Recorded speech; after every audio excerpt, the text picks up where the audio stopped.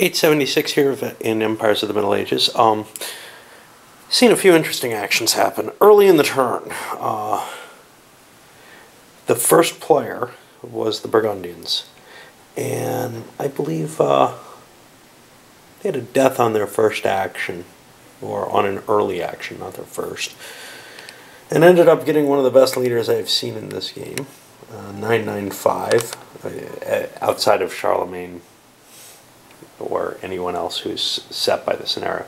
I had one Byzantine leader who had ratings like this, I think exactly those, and he ended up lasting more than 100 years in one game.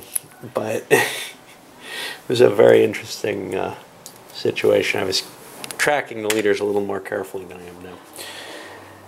That puts the Burgundians in an interesting position, and one that their neighbors are immediately terrified of, most especially the French, who already knew the Burgundians wanted to go after them, and are now spent their turn fortifying Ile-de-France and Champagne. Because of the high population value of those territories, that's going to buy them more time. Their hope is this thing dies before it wipes them off the map. Money-wise, the French have more money right now, I think. It's kind of hard to tell because the denominations are so different. We're pretty much out of money in the game. They got a little bit left, but so they're figuring they're the target. The Germans, on the other hand, had a leader dies Arulas, got a new leader who's pretty good, and proceeded to kind of fix some unrest that was in their realm from that. They lost Rome out of it. They also lost Brandenburg. And they're kind of fixating on trying to convert Austria. Just, I don't know. These things happen. The Byzantines, on the other hand, finished their conversion of the Serbs, which takes the Croatians with them. It doesn't bring Bulgaria along because Bulgaria is not southern Slavonic right now. That gives the Byzantines 5 victory points, along with connecting up their empire so that they actually reach Verona now, which really kind of excites them. They may also make a move to try to do the same in Hungary to prevent the Magyar raids. It may be too late to do that now, though. Alright.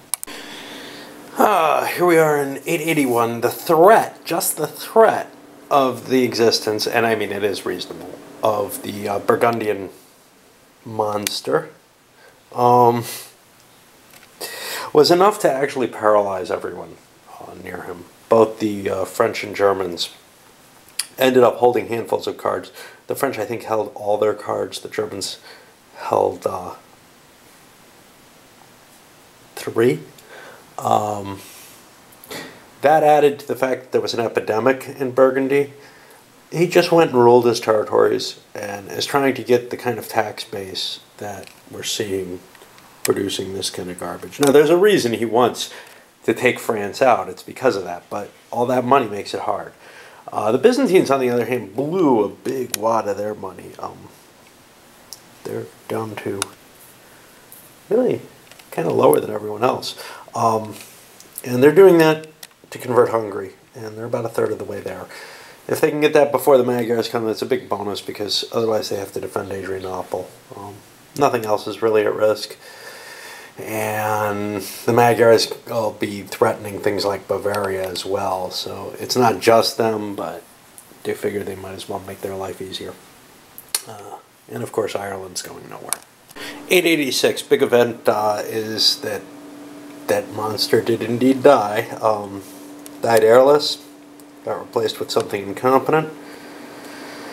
I don't know if anybody's going to hold it terribly against him, the threat that he was. Just not sure what the feelings are there. Nobody's really very good. The French are the strongest, and they kind of have other issues that they might want to take care of. Irish king died, got replaced.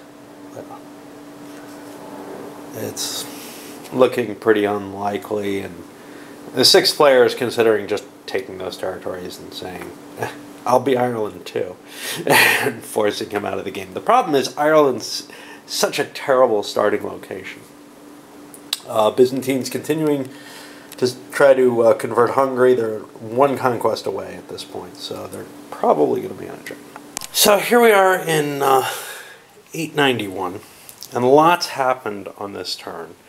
Let's start out with the Franks, the French and the Germans made an alliance and decided to carve up the Burgundians, even though they made it sound like they weren't going to during the Burgundian turn. The Burgundians feel definitely stabbed by this. The agreement involved a peace treaty, formal, as well as the agreement that for every territory that was taken within, that was taken by the Germans off the Burgundian kind of Latin territories, which really only meant, at best, Burgundy and Toulouse, the French were willing to transfer the territory and the claim of more Germanic territories. In particular, the first two would be Friesland and Flanders, so that the Germans would actually attack.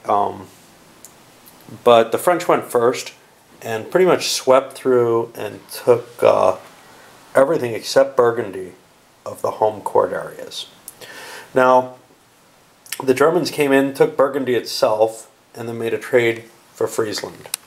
They're a little grumpy because they expected to be able to get both territories, and they may try to work out some kind of arrangement where they trade Provence for Flanders, because they are kind of grumpy. But during that whole situation, first of all, the French opened up with the Tactical Systems card, which gives them a bonus in combat, just +3 in the combat.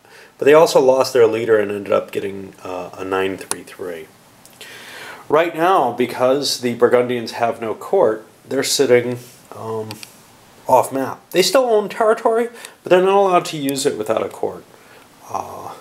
So it's just ripe pickings for anyone else at this point.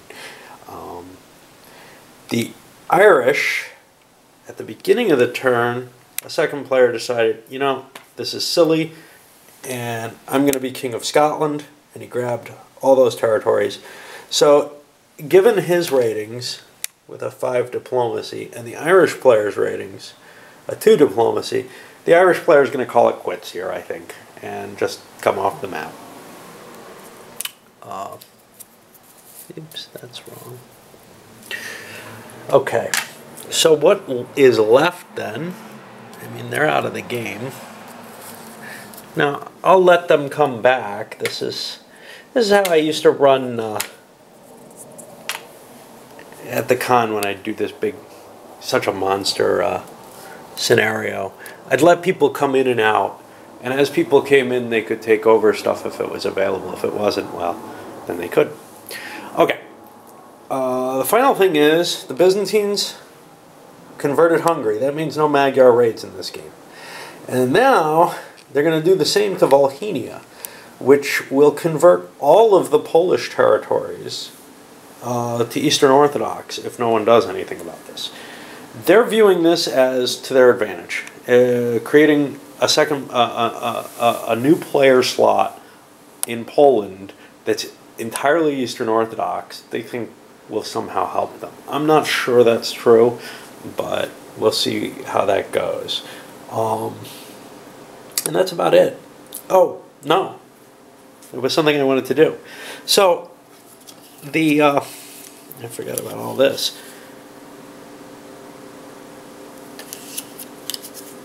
The Burgundian player wants to play a dynastic inheritance. And he wants all his territories back. Everything that the French just took. Now, the French player contests this in front of the papacy. He was going to get the Irish votes, which is 2 extra. So he has 5 votes. Everyone else is opposed to him. He's too powerful. So unless he has something up his sleeve, which he does, you could get up to 10 votes. 5, 6, 7, 8, 13. No, he doesn't have enough votes to pull it off. So his choices are to give in and give all that territory back, or be excommunicated. He's going to choose to be excommunicated. That causes real problems. His religion's no longer Catholic, among other things. So we'll see what that does to him. But he's such a potent leader that he's going to probably turn against the Germans at this point. Since he's excommunicated, his deals don't matter anymore. And try to knock them out of the game, too. We'll see what happens. 896. All right. What happened? Lots of stuff, not a lot that shows. For one thing, the Burgundian player got refuge in Constantinople. Now, he managed to actually diplomatically conquer Burgundy, since the French player can't petition